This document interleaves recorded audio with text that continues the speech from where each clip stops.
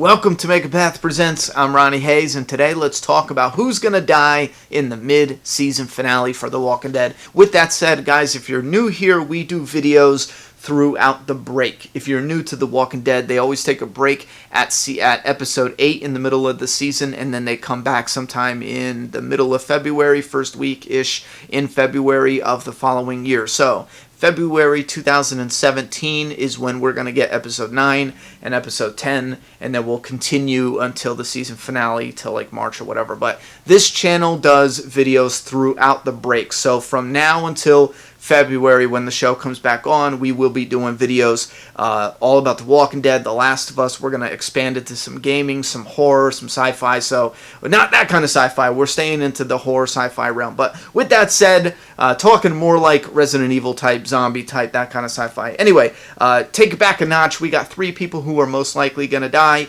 in the mid-season finale for The Walking Dead Season 7. That's Michonne, Rosita, and then Spencer. Now, these are 3 people who are in the most dangerous positions.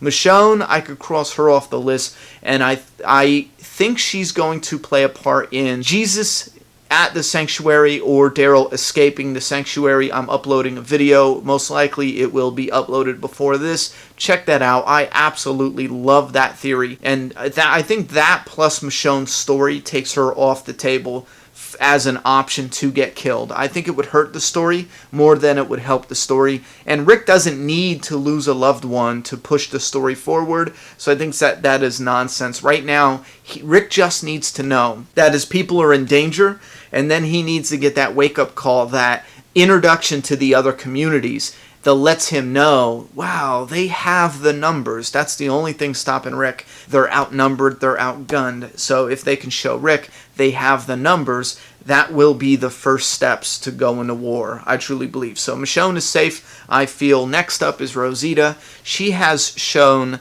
time and time again she's willing to take the punishment for taking the shot. The shot is the 1 bullet, and that's going to be her assassination bullet.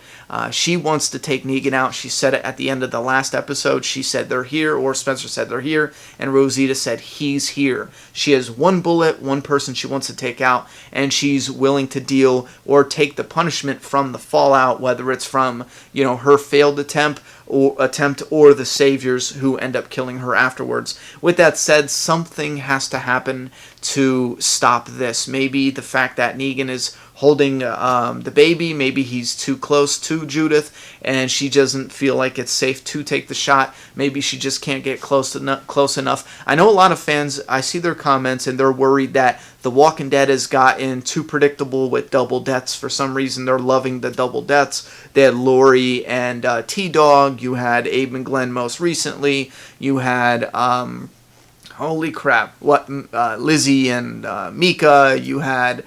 no, I know there's more, guys. Who else was there? I'm missing one other bigger one. Beth and Tyrese, they were back-to-back, not the same episode, but this is the theory in the fandom that we're going to get a double death. We've been getting double deaths for a while now, pretty consistently, so they're afraid that we will get these 2 character deaths. And I feel like Rosita is somebody who will be better utilized in the story moving forward than she would if she died right now. I don't feel like her death right now would push the story forward at all.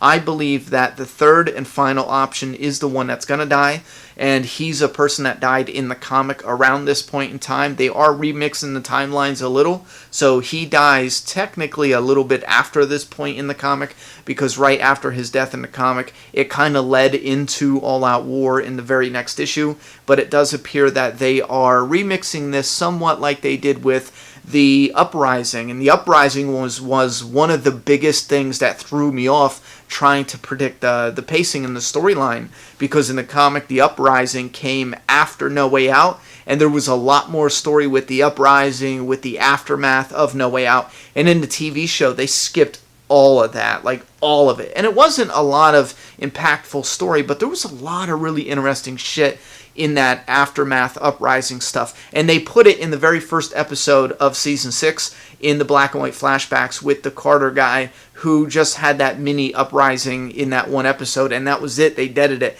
all those different issues, there must have been, what, like 6 or 7 different single comic book issues that just got wiped away into one half-an-hour portion of the first episode. So they're doing something very similar here, where they're giving us a death, and they're going to remix what happens after, because in the show, they're not likely going right to war after this death. So that person dying in the mid-season finale is most likely going to be Spencer. Now, I'm hoping they don't do some shady, stupid, let's trick the fans type bullshit. When you're adapting something from the source material, if it's perfect, if it fits, go with it. It doesn't matter. I don't want to hear fans say, oh, it's too predictable. Listen, when you're taking something from the source material, when you know the material so well, you see the signs, if you're following the story, there's certain aspects that should be predictable because they should happen. Bad writing is where you say, this should happen. We know it. The fans know it. So let's do this out of nowhere to surprise them. That is bad writing. That's artificial. It's forced. That's where you know you have somebody who is just trying to give the fans that little that little burst of I didn't see that little burst of shock and awe. That's where you know you have cheap and flaky writing. But the writing where you see these characters and you see the build-up and you know, man, this is going to go bad some way, shape, or form. It might not be exactly like the comic book, but I feel like that comic book scene, the gutted scene with Spencer, is too perfect to skip on TV. It was written as if it was written for TV. The scene is just glorious. It's gory, it's humorous, it's a mini reward for the fans because Spencer's getting on our damn nerves. Somebody who's not being loyal to Rick. I mean, oh man, oh man. Even Father Gabriel said, gave us a hint. He said it doesn't have to be terminal. I think that was an Easter egg for the fans. Also, where he found the I keep saying compound bow. I don't know why.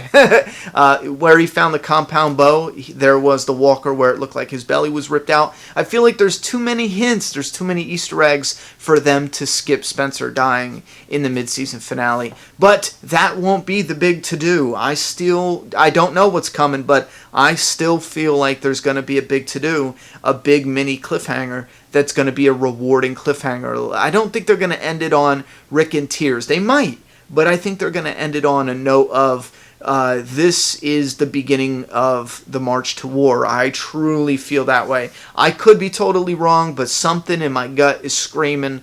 The writing is heading towards leaving us with that reward. We have been dominated by Negan's oppression for so long, and to be in the first half of this season, I truly feel they're going to give us that little bit of reward to let us simmer with that happy thought that our group is finally going to come together and take Negan out in the back half. Not take him out in the back half, but start building that momentum to go to war. You know what I mean? Anyway, I probably said a couple things a little bit off. I'm sure I'll hear about it in the comments. But thoughts and opinions in the comment box about what's coming up in the mid-season finale. How do you feel about predictable deaths, or even scenes or moments in the story that we know it fits and it should happen? How do you feel about it being predictable? I simply feel like this. We remember when they found Beth in the hospital and the group made a plan to go to the hospital? I feel like that's a perfect example. Our group finding out that Beth is alive and a prisoner at the hospital, if we're going to say, oh, you know what, this is too predictable, I bet you they're going to go save her. That's how I see it. That's how I see it. Like,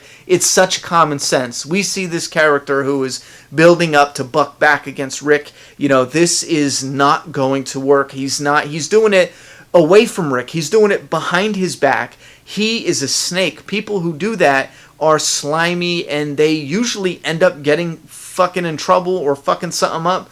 So it just fits too perfectly to not fall into place like that. So when I hear fans say it's too predictable, that's just where I stand on the issue. But I would love to hear your thoughts and opinions on where do you stand when things get predictable, or where fans call it predictable. Again, to clarify, I think it is simply necessary to have scenes that when you build up to it and you give the fans this real world that is fleshed out, and they can start pinpointing, this group will not let Beth rot in that hospital. They're not going to turn her back on her. That is not predictable. That's knowing the characters. It's knowing the environment. It's knowing the style. I mean, I don't know. Maybe I'll just shut up on that little tidbit, but I would love to hear your thoughts and opinions on predictability and also, obviously, the mid-season finale. Who do you think is going to die? What do you think is going to happen with Michonne? Don't forget to check out that other video because I think there's a lot of good story potential there between those other characters and a good moment to introduce the Kingdom to our group finally. Check out that video. Thoughts and predictions. I'm done talking. It's your turn. Subscribe now.